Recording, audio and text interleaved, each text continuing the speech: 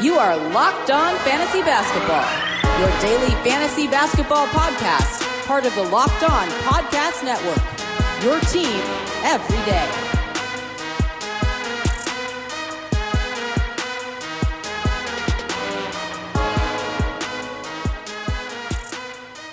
Hello and welcome to the Locked On Fantasy Basketball podcast, brought to you by Basketball Monster. My name is Josh Lloyd and I am the lead fantasy analyst at basketballmonster.com and at Yahoo Sports Australia, and you can find me on Twitter as always at redrock_bball and on Instagram at Locked On Fantasy Basketball. Today we are looking at some sell-high players for fantasy basketball, guys who may not be able to sustain their current level of production. Michael Bolton. Let's get to it. He can always sustain his level of production. Let's talk about the first bloke on this list. It is Stormin Powell of the Toronto Raptors. Now, Nick Nurse did make some noise about maybe making a change in the starting lineup, and you would assume that means putting Powell in there, whether that's at the expense of Fred VanVleet or the Jedi, OG Anunoby.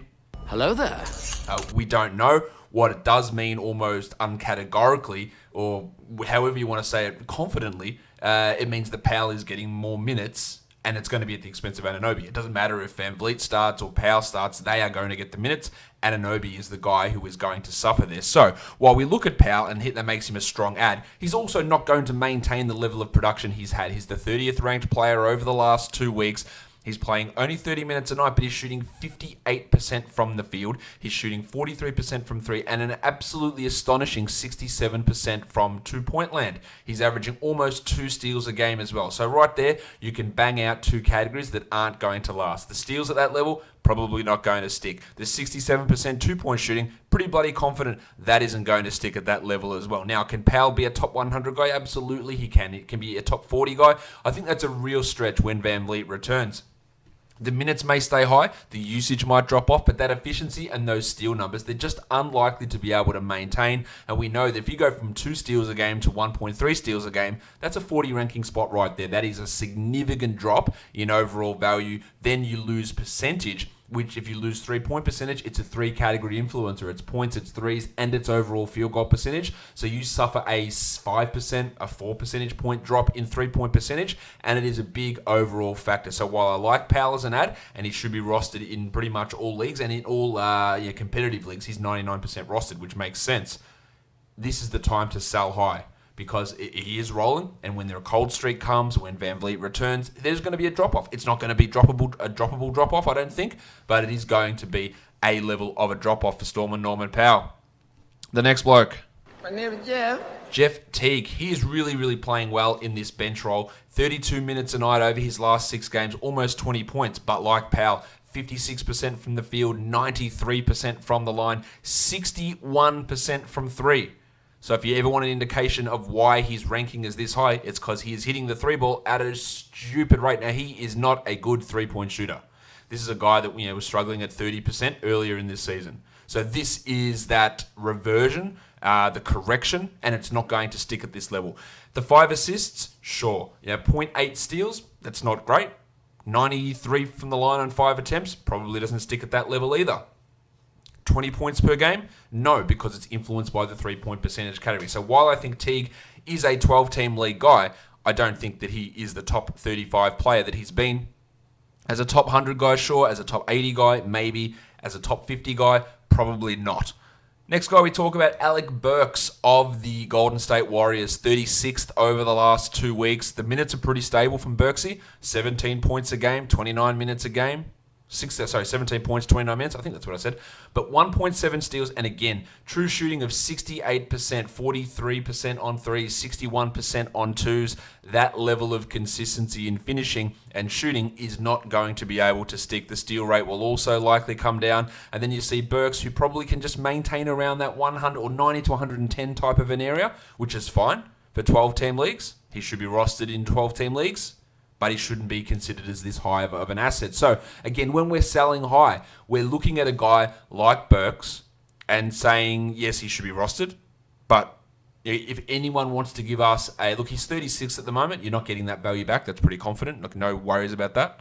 Can he be the 100th best guy? Maybe. So let's see, can you get a top 70 guy? Can you get a top 75 type of a player back? Look for a slumping top 70 type player who's out of that area at the moment and try and execute that.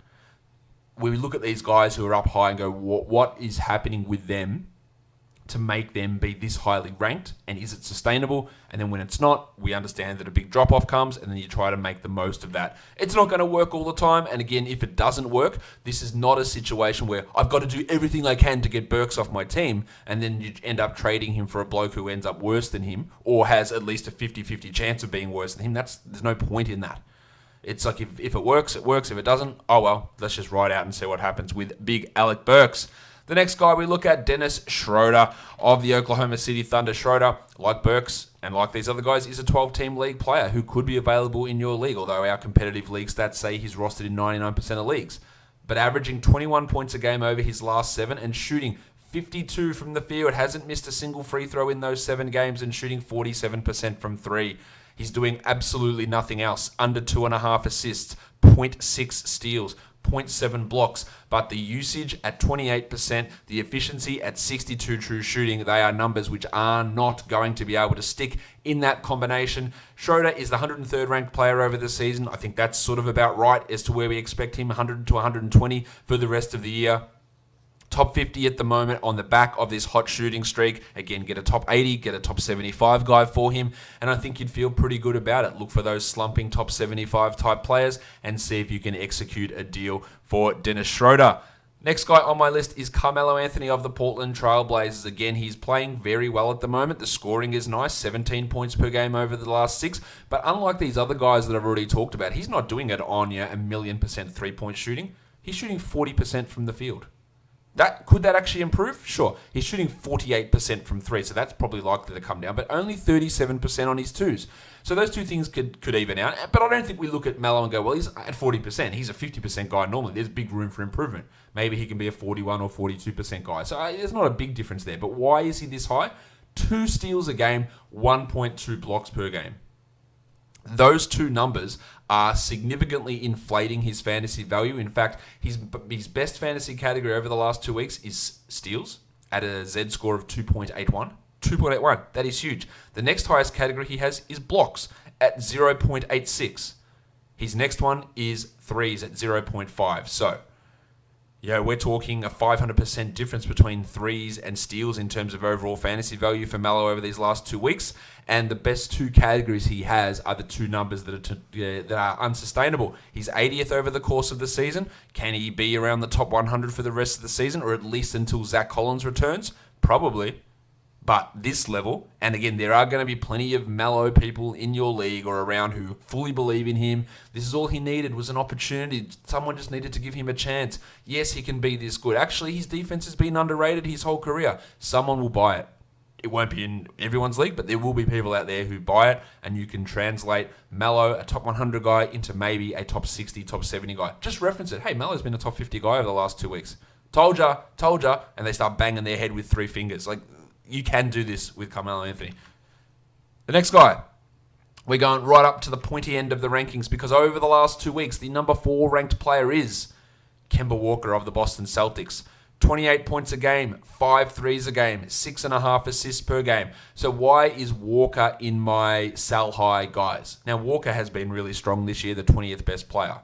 But 5 threes a game is ridiculous. He's doing it on 46% shooting. That is unlikely to stick. A usage of 33%, also unlikely to stick. But the caveat there is, of course, Gordon Hayward now has a sore foot. So maybe we'll see him miss some time. But 1 block a game, not going to stick.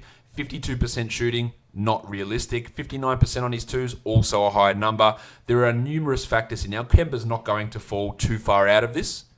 But if anyone wants to give you a Anthony Davis, a Karl Anthony Towns, any of these top, Giannis Antetokounmpo, even a Trae Young player in exchange for Kemba, I would do it. Because there are, again, this is a real high point type of situation. Now, another guy whose name absolutely stood out to me at the top. The world. Over the last, and he's not on my list here, over the last 2 weeks, Hassan Whiteside's the 3rd ranked player. And I looked at it, and I really wanted to put him on this sell high list. And I said, well, he's averaging 19 points and 13 rebounds.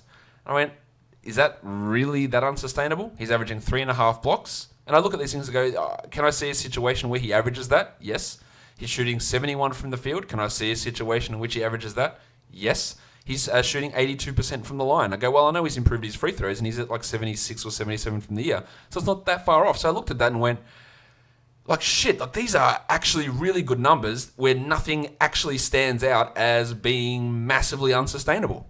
It's not like Whiteside's on a streak of having 3 steals a game or hitting 2 threes a game or getting 6 assists a game.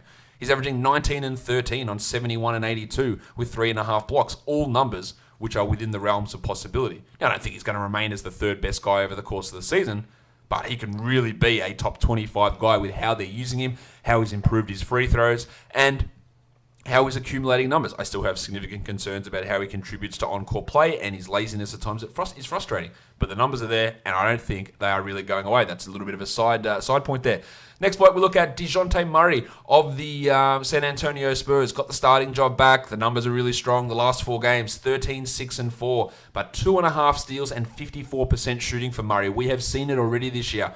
Hot streak with shooting, and then it goes into like a 32% dip, a crater. And that really loses his value. Now, people really do like Dejounte Murray.